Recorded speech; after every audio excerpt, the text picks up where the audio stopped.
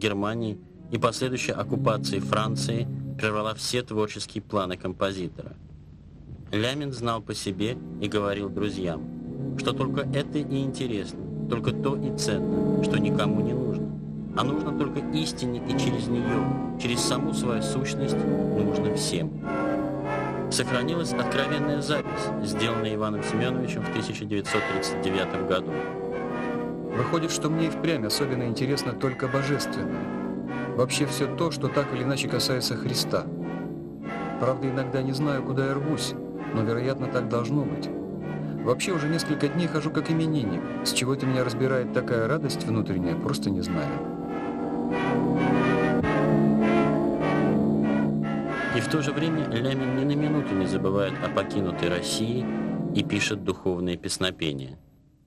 Он их написал в 30-е годы, в 40-е годы, в то время, когда Русская Православная Церковь абсолютно почти была физически истреблена.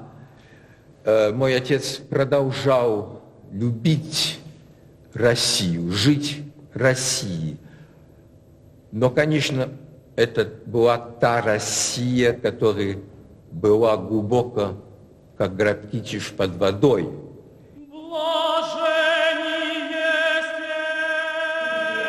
Зинаида Лямина, жена композитора, писала впоследствии.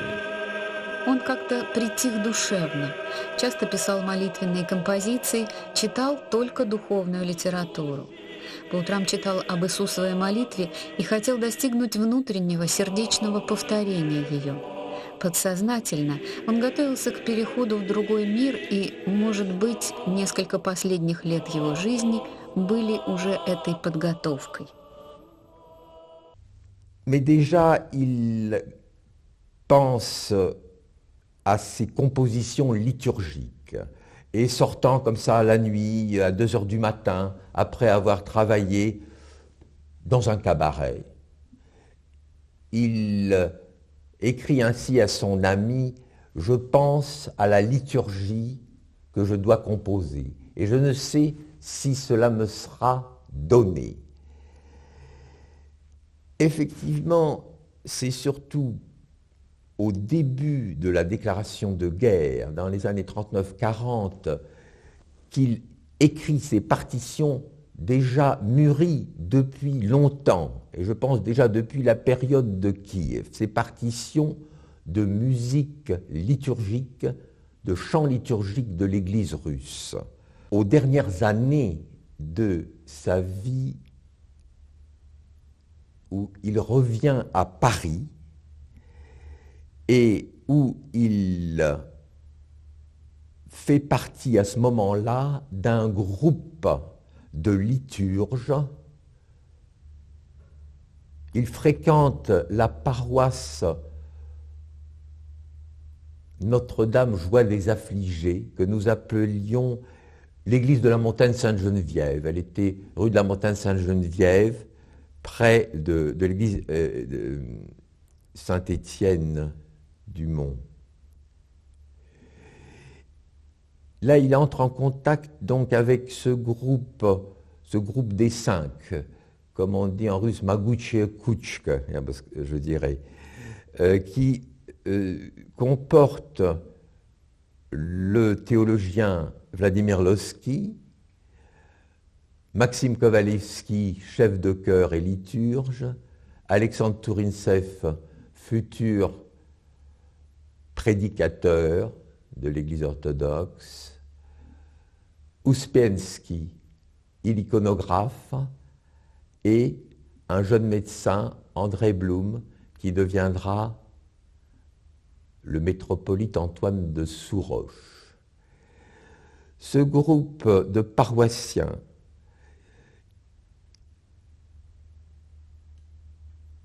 a le même sévère et saint confesseur, le père Michel Belski. Il étudie la théologie, il étudie l'ordo de la liturgie, le chant liturgique. Pour eux, le chant liturgique n'était pas seulement prière, mais également enseignement. В конце августа 44-го в Париже стреляли. Именно в это тревожное время Иван Семенович решает отправиться в храм и причаститься. Жена удерживала его, умоляла не рисковать и не лезть под пули, но он такой обычно мягкий, на этот раз был непреклонен. Он должен причаститься, именно сейчас, словно чувствовал что-то. Он настоял на своем и отправился в церковь 23 августа. Le 23 août, mon père prend son vélo, va se confesser et communie dans son église. Déjà, les balles sifflent à Paris, c'est presque la veille de la libération. Le 24 août au soir, nous sommes dans notre appartement, place de l'Observatoire, pas d'électricité, pas de gaz. Mon père est silencieux, nous sommes dans la pénombre. Toutes les cloches de Paris commencent à sonner en prévision de quelque chose qui m'apparaissait un événement grandiose, en prévision de la libération de Paris. Vers 10 heures du soir, mon père s'assoit à son piano, toutes fenêtres ouvertes. Toutes les fenêtres sont ouvertes dans la cour de notre immeuble parisien et il joue avec le plus grand brio, je me souviens, la deuxième rhapsodie hongroise de Liszt et une polonaise de Chopin. C'est son dernier concert. Le lendemain matin, dans un bruit de tonnerre, la maison est mitraillée et il meurt atteint d'une balle en plein cœur. Cette mort peut paraître terrible, dramatique, un drame presque antique. En fait, elle fut calme et paisible, entouré des siens. Et je pense qu'il était à ce moment-là prêt à trépasser, à abandonner cette vie ici-bas et à entrer dans une existence plus pleine. Tout ce groupe de sa paroisse viendra sous les balles qui sifflent dans tout Paris pour la première panichide.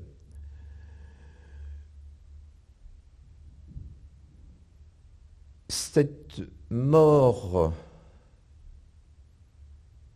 en fait, comme l'a écrit Marie Sémon dans son livre, dans un article sur la mort de Pouchkine, cette mort, la mort du poète, la mort de l'artiste, est le dernier acte de sa création. Je pense que cela s'applique également à mon père.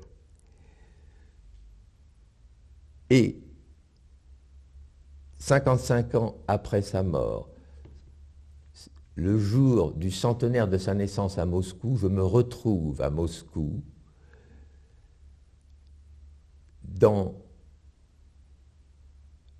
la cathédrale de la Sainte Trinité, bâtie par mon arrière-grand-père, où cette cathédrale est un vrai Parthénon, un tombeau, dans le sens que cette cathédrale a été d'abord détruite en partie par les bolcheviks et ensuite par les bombardements allemands. Et pour la première fois, aujourd'hui, jour du centenaire de la naissance de mon père, s'élève un chant, l'hymne des chérubins. Nous sortons de la cathédrale, nous parcourons le chemin de croix avec l'icône de la Sainte Trinité et je pense, en moi, par sa mort, il a vaincu la mort. À ceux qui sont dans les tombeaux, il a donné la vie. Et en ce moment d'éternité, je ressens, il m'est donné de ressentir ce qu'est la mort-résurrection. La mort-résurrection, la mort-libération, en même temps la descente de l'Esprit Saint,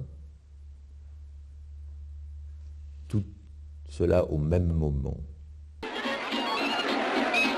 Неожиданная трагическая смерть Ивана Семеновича прошла почти незамеченной на фоне радостного ликования в только что освобожденном от Бошей Париже.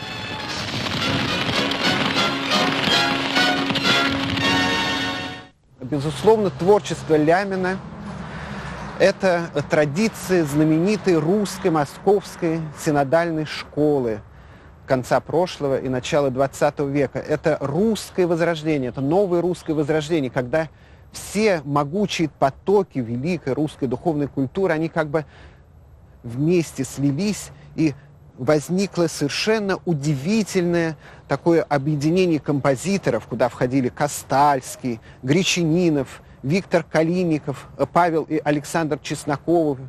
Все это композиторы, которые дали миру несравненные образцы русской духовной музыки. Ничего подобного не было. И революция, она прервала это движение, этот расцвет. И вот Иван Семенович Лямин, который вырос в этой среде, который впитал все это в себя, он жил в этой духовной ауре. Безусловно, его творчество корнями уходит в традиции Московской синодальной школы. У нас принято представление, что ангельское пение – это вот такое сладенькое, детское, может быть, женское. Но из глубин веков, еще из византийской традиции, из русской старинной традиции знаменного распева, поэтика ангельского пения связана с низкими мужскими голосами. Ведь знаменный распев, он исполнялся мужскими голосами, в основном низкими. И именно так трактует вот пение херувимов Иван Семенович Лямин в своей херувимской. И я думаю, что в будущем тысячелетий музыка Лямина займет достойное место именно в литургии, в богослужебной практике и будет приводить людей в храм, русских людей, и то, что эта музыка будет звучать повсеместно у нас здесь, в России. Дай Бог. Как всякий русский человек в эмиграции, Лямин, должно быть, тоже мечтал вернуться однажды домой. Но ему, как и тысячам его соотечественников, разбросанных эмигрантской судьбой по старому и новому свету, это было не суждено. Домой, в Россию, спустя почти столетие вернулась его музыка. Туда, где родился духовный мир ее автора.